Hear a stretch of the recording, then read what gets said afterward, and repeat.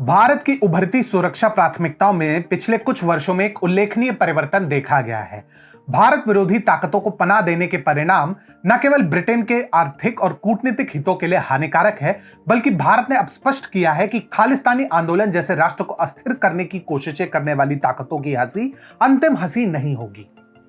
नमस्कार मित्रों, टीएफआई पर आपका हार्दिक स्वागत है और मैं अनिमेश पांडे आपको अवगत कराऊंगा यूके में एनआईए के नवीनतम असाइनमेंट से और ये कैसे भारत के भीतर और बाहर भारत विरोधी तत्वों को एक स्पष्ट संदेश भेजेगा। तो अविलंब आरंभ करते हैं। आतंक से निपटने को भारतीय प्रशासन कितनी तत्पर है, इसका उदाहरण हाल ही में देखने को मिला। एक अप्रत्याशित निर्णय में एनआईए को यूके में भारतीय उच्चायोग पर भारत विरोधी तत्वों द्वारा किए गए हमले की जांच करने का अधिकार मिला है।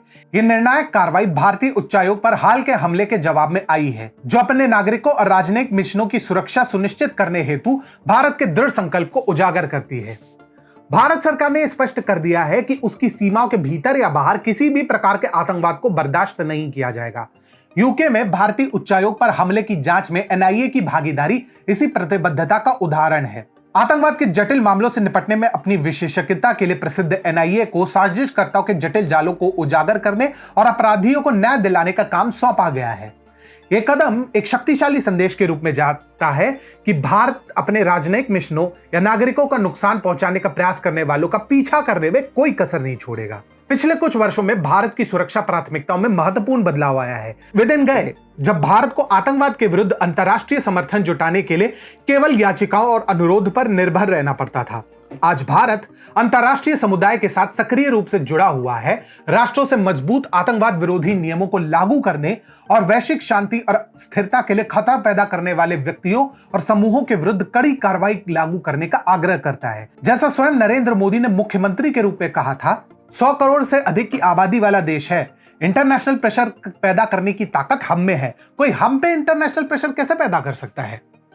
ब्रिटेन को एक जिम्मेदार देश के रूप में अपने क्षेत्र के भीतर भारत विरोधी ताकतों को शरण देने के नतीजों को पहचानना ही होगा। भारत के विरुद्ध गतिविधियों को बढ़ावा देने या इसमें संलग्न होने वाले व्यक्तियों या समूहों को सुरक्षित आश्रय प्रदान करना न केवल द्विपक्षीय संबंधों को कमजोर करता है, बल्कि यूके के आर्थिक और राजनयिक हितों के लिए भी दीर्घकालिक जोखिम पैदा कर सकता है।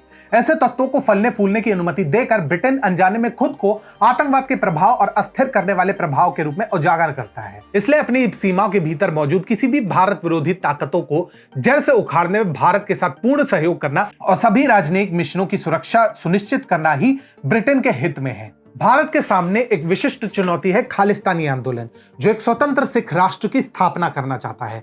राष्ट्र की अखंडता को बनाए रखते हुए अपने सभी नागरिकों की चिंताओं और आकांक्षाओं को दूर करने का भारत का संकल्प अटूट है। भारत सरकार की संवाद और समावेशी विकास के प्रति प्रतिबद्धता किसी भी विभाजनकारी आंदोलन का मुकाबला करने में उसकी रणनीति की आधारशिला बनी हुई है।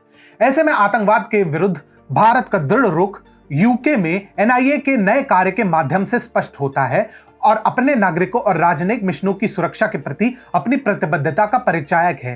देश की उभरती हुई सुरक्षा प्राथमिकताओं ने इसे अन्य देशों से कठोर आतंकवाद विरोधी उपायों को लागू करने के लिए आग्रह करने में सक्रिय भूमिका निभाने के लिए प्रेरित किया है। ऐसे में खालिस्तानी ताकतों के प्रति दृढ़ता, राष्ट्रीय एकता और समावेशी विकास को सुनिश्चित करने के लिए भारत के दृढ़ संकल्प पर जोर देती है।